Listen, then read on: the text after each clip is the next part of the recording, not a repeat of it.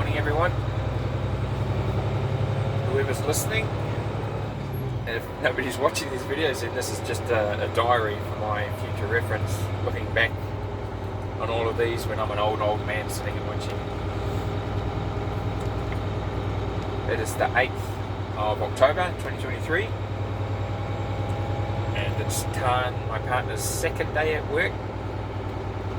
She was really tired yesterday afternoon, and hopefully her body will adjust as it should and get used to the workload that she's putting it under. I mean, I had to make that adjustment after I had 6 months off with a broken elbow and tore up my shoulder when I fell off my truck. And hopefully she'll get stronger as time goes by. Just tried to ring my son for the 5th or 6th time. He's either broken his phone and or he's had it taken off him because he's done something naughty, or he's just turned it off and forgotten about it for a few days because it's going straight to message. It's not even ringing. Hopefully it's the last one. He just turned it off and forgot about it for a while, and that's all good, because he doesn't, if that's the case, he doesn't place an importance on a phone as 99% of everyone out there. They seem to be married to their phone. Wouldn't know what to do with themselves if they ever lost it. I think it's the worst thing that happened to society, cell phones. And the evidence of that is when you go out to a restaurant, you see couples out together, and instead of talking to each other as couples used to do back in my day of dating and that, they got their nose buried in their phone, texting and checking messages and whatever the hell they're doing, instead of being in the moment with the person that they went out with. It's pathetic. Yeah, cell phones. Terrible. So if you're watching this, you try this. When you go out to dinner with your partner, switch off your phone.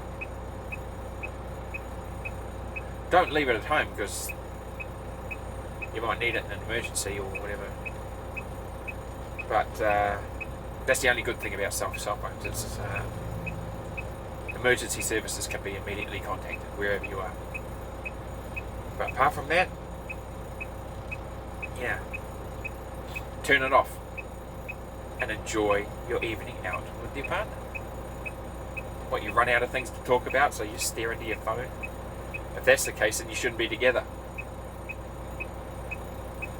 You have no more experiences to share and talk about with your partner. Call it a day. Find someone new. That's all I'll say about that. What to talk about? Touched on it yesterday about this war.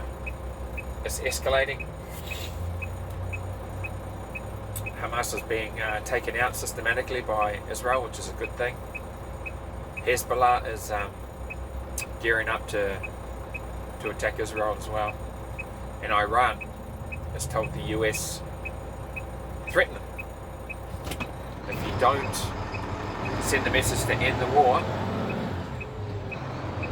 in the Gaza Strip, that they're going to pay the price. The US is going to pay the price. That's a blatant threat from Iran to the US. And just stop short of a declaration of war. Now, if I was in the intelligence community of the US, I'd put forward to my superiors that they should smuggle a nuclear weapon into Iran, place it just outside the facility where they're developing nuclear weapons, and detonate it. Detonate the American device. That way they can have deniability that they did that. There was just an incompetent nuclear program that Iran was running, and it blew up in their face. there was nothing but positive aftermath after that, because no war with Iran will happen with the US. A lot of lives will be saved, US troops and that, and Iranian people as well, because of a ground or conventional war. Thousands would die, thousands and thousands. So that wouldn't happen. And Iran would be too preoccupied with recovering from that nuclear blast to bother with anything. And that's what I think America should do. Now these protesters, pro-Palestinian, pro-terrorist people demonstrating outside the White House,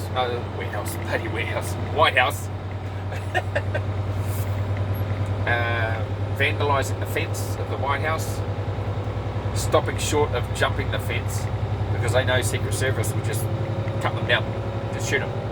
They know that. But if enough people get it into their heads and crowd mentality takes hold of them and one of them jumps over the fence, others will follow.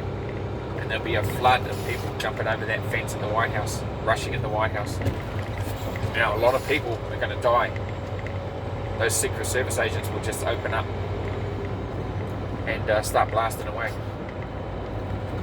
And I think that's going to happen. And America's got to get a handle on this anti-Semitic, pro-terrorist people in the US. A lot of them have come over the southern border. And there are a lot of sleeper cells in the US just waiting to start committing acts of terrorism right across the US. That's going to happen. And that's all I'll say about that.